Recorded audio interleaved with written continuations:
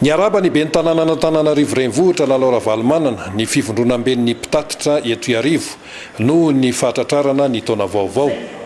Nisy ny fifanomezan-toky tao anatin'izany fa iara-iasa.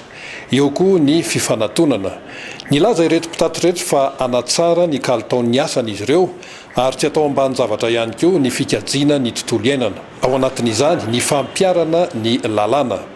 Voaresaka tao anatin'ny fionana ny momba ny sarandalana sy ny vola fanampiana izay tsy mbola azony ireto mpitatitra reto nampanantenainy ny fanjakana. Mitondra fanazavana ny filohan'ny UCTU Bernardin Andriambintsolomora. Raha ny lalàna ambony zany dia mamaritra tsara mihitsy fa ny mpitatitra eto Antananarivo renivohitra dia ambany fahiny commune Antananarivo renivohitra.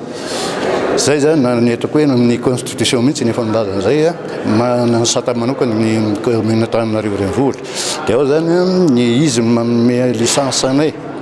Dia raha misy vola tokony alohanay amina resaka hoe droit de stationnement na fikarakarana ny DDT fadiovan'ny fiara dia any amin'ny commune Antananarivo renivohitra no tokony andoha vola zay. Indrindra moa ny autorisation de sortie satria izy ny autorité de tutelle anay.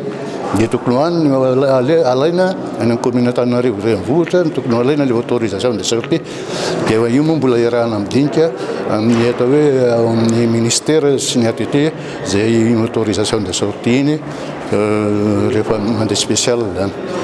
Dia ankoatran'izay moa zany fikarakarana ny atao hoe kalitaon'ny mpitanterana eto Antananarivo renivohitra fikajina ny tontolo iainana dia miezaka mihitsy izahay.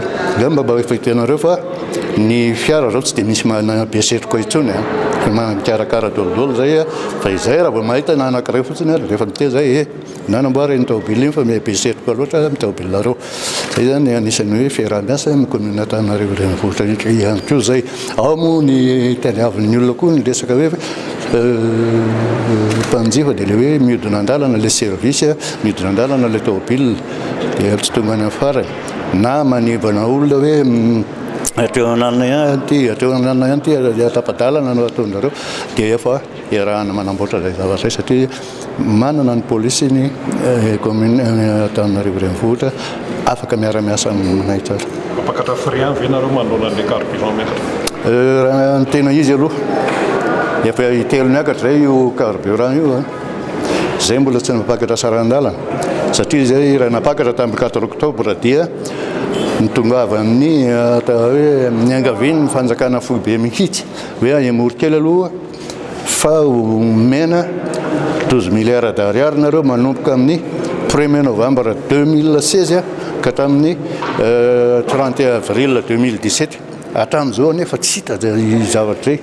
Tsy hita zay vola nampanantenanay zay fanampiana zay. Le taobile marina amin'ny atabiaganay eo fantatra nefa mitrosany amin'ireo mitrosany amin'ireo banky microfinance rehetra reo zahay dia sahirana kanefa moa raha ahafahana hoe zay aloha mba ahafahana miasa dia ataona fa dia miezaka amin'izay zay miafy kely amin'izay.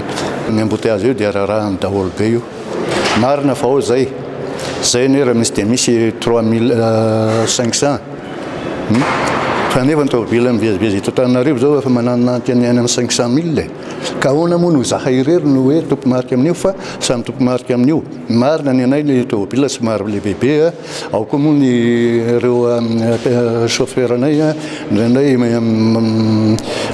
makany tsy dia manara-dalàna loatra izy amin'ny ireny arereny fa atepo voanarabe izy mipetraka fa zay tratraminay amin'ireny aloha dia voasintona ny permis.